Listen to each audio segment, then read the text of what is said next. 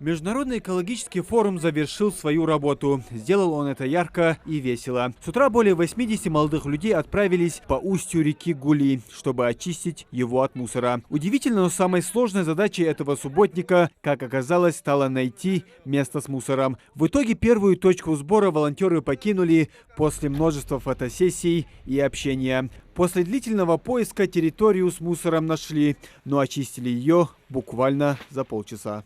Дружный коллектив вышел, убираем. Вроде бы мусора не так много, но есть, находим, работаем над этим. Огорчение есть, что мусора нет? Если честно, огорчения нет. Это отрадно, что мусора стало меньше. Ну, в прошлую субботу у нас был массовый субботник, где мы собрали 2800 мешков. Думаю, пока еще не успел накопиться.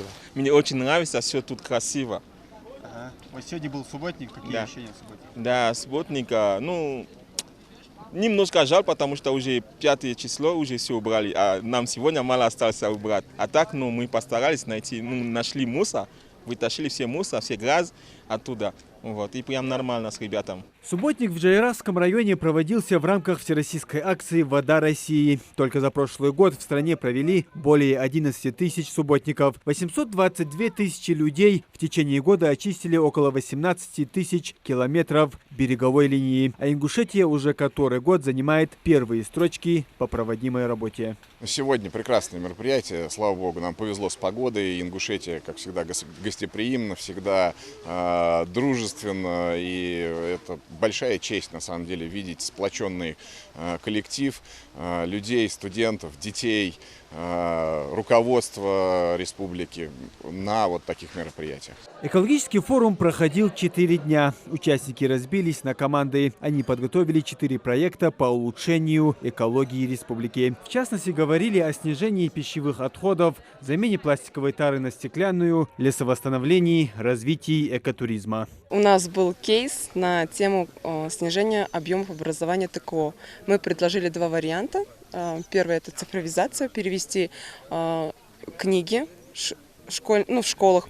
На примере одной школы мы рассмотрели, предложили поменять книги на электронные айбуки или планшеты. Если это масштабировать в регионе полностью, применить во всех школах Ингушетии, то очень большое количество дерева мы спасем и уменьшим колоссальный объем образования отходов бумаги. А бумага здесь занимает 2-е место по образованию ТКО.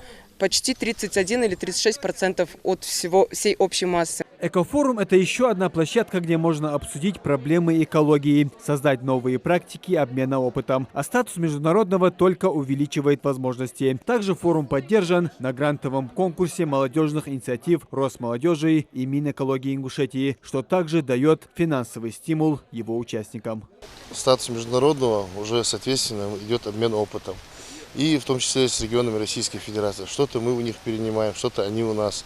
И было обсуждение несколько кейсов, как говорят молодежь.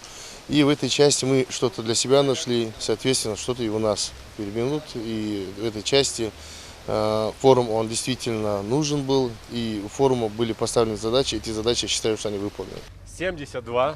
Экологический форум богат не только странами, участниками и проектами. 2 рекорда России поставлены по его итогам. 3-й день занесен в книгу как самый высокогорный форум. А сегодня побита еще одна всероссийская отметка.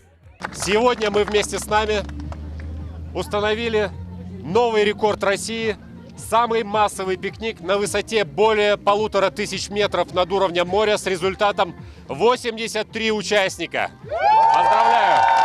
Рекордсменом объявляю Международный экологический форум МАГАС-2021, организатор Министерство природных ресурсов и экологии Республики Ингушетия.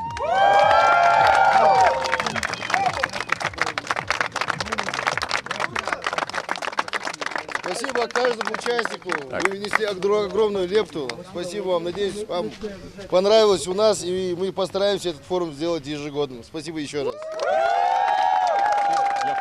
Ну и какой кавказский праздник без танцев. Завершился высокогорный рекордный пикник лезгинкой. Даже дождь не помеха. Муслим Ганиев, Магомед Белакиев. Новости 24.